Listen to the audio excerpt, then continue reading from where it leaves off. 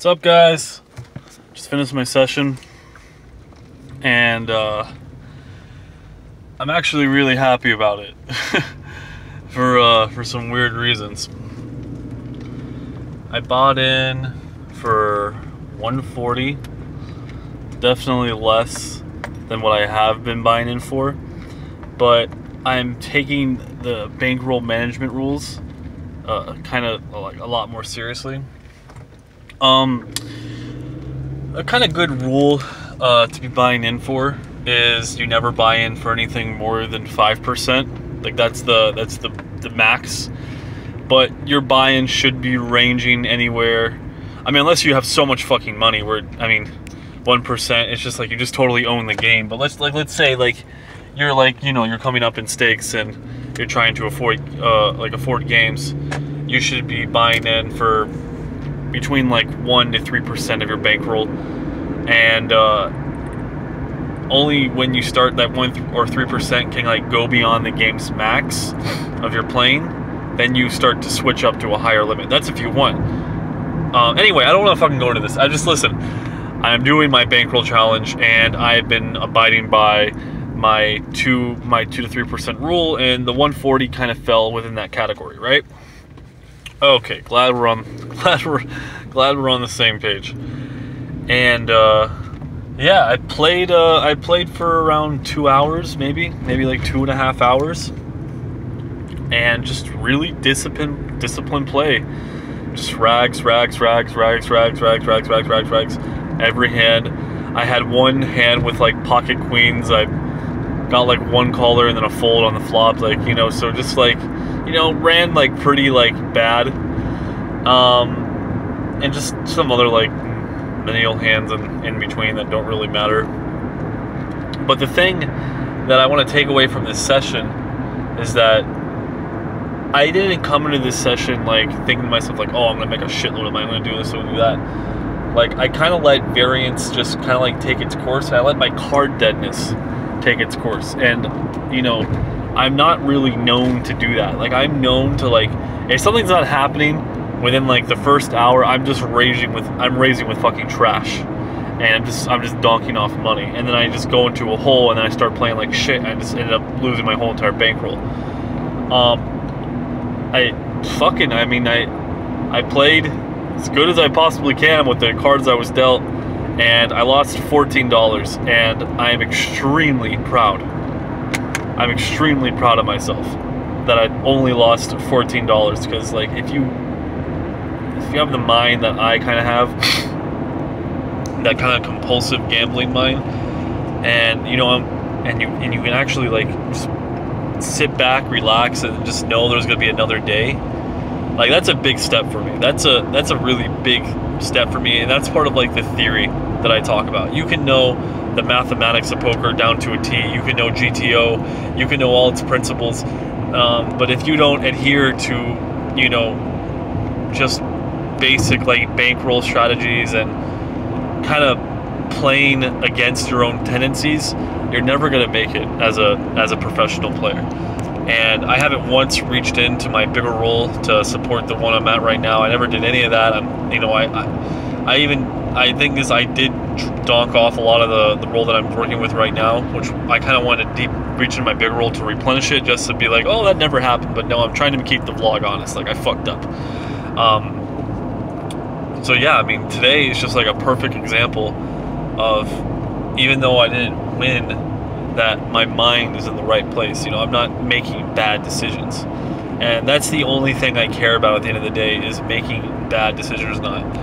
And I'm very critical on myself, which is good. I think that's going to make me a much better poker player than I ever have been before in my entire life, because if I'm critical on myself, I'm going to be thinking about every hand I play, oh, how could I have played this better? Did I play it wrong?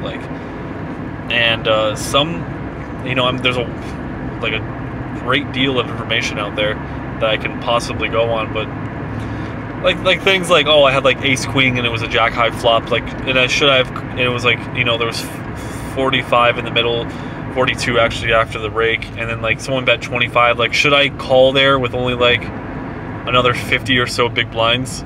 Is that a profitable play? So I feel you know, I should either be shoving or folding. Like that's, I mean, being aggressive is always number one. And you know, the spots like that where you're like, how do I, you know, it's a pretty easy fold. It's really arbitrary. I think if you don't connect, you can just easily fold your hand. And then like what to do on boards like king queen.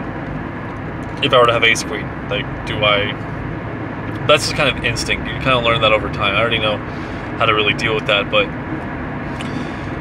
anyway, yeah, down 14 bucks, and I'm fucking happy with it. I'd have been happy if I lost my whole buy-in, as long as I played it right, you know. As long as I played it right, I'd have been happy that I lost my entire buy-in.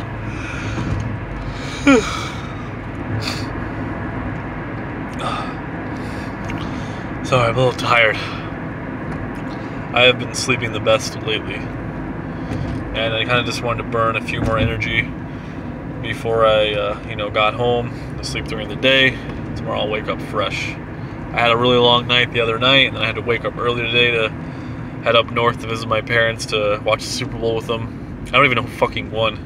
I kind of like tuned out after the halftime, and I had to head back down south. But yeah, really good. Really proud of myself. Really, just really proud of myself. Like, if anyone else is kind of like facing the oh wait, fuck! I should probably make this into another video. Okay, I'm gonna make another video when I wake up, but I'm gonna give a gist. So I don't. Yes, fucking what the hell? I have such ADD. It's so fucking bad. I'm sorry. I'm sorry to anyone fucking watching this. I'm so fucking sorry. I'm such an asshole. I have really bad ADD. Okay, so I have a little challenge beyond my bankroll challenge. It's more like a fucking cash reward strategy challenge or something. Anyway, so here's what the challenge is gonna be. I'm gonna have 3 buy-ins on me. Okay, I'm gonna have 3 buy-ins on me, and yeah, it's basically 3 buy-ins. So let's say, just for like mathematical sake, they're gonna be like $100. Okay, they're not. My buy-ins are probably gonna be around like 120 to 140 when I do it, but let's just say $100. And what I'm gonna do is I'm gonna try and take those 3 buy-ins, and every time I go in, I'm only gonna buy in for the, you know, the buy-in I have. So like for 300, it's gonna be like $100 buy-in, and once I triple and a third the money, I'm gonna deposit all of the winnings, and I'm going to just keep the extra 300 and then start it again. And then every time I do that, every time I deposit winnings, I'm going to, well, basically I'm just gonna take into account my bankroll and then adjust the amount I'm buying in for. But it's basically gonna be the 3 buy-ins times 3.3, and once I reach that limit of the 3.3, then I'm gonna just basically be starting all over again. And I mean, as long as 1 in 3 times I can like reach that 1 in 3.3, I mean, I'll be profitable. Like what is it, like, what would that be? I would be profitable 30% profit on a 3 buy-in thing. So I'm not gonna really go into the math, but yeah, that's kind of like the challenge. That's kind of the challenge. So tomorrow I have around like 1,600 or whatever on me. I'm gonna go and deposit some of the money I have, and I'm gonna begin the challenge.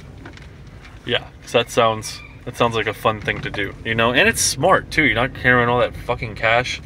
It's really smart, and it really like limits you. Like if you're prone to, you know, buy-in, like, you know, you first start with a good buy-in relative to your bankroll, then you just jump it up to like 10% because you go on tilt. If you only have X amount of dollars on you, I mean, you could always go to an ATM, but you can always leave your ATM cards at home if you really have that big of a problem. But I feel like you're less likely to buy in for that amount if you have only a little bit of cash on you. All right, guys, I'm home. That's the end of the vlog. Have a good night.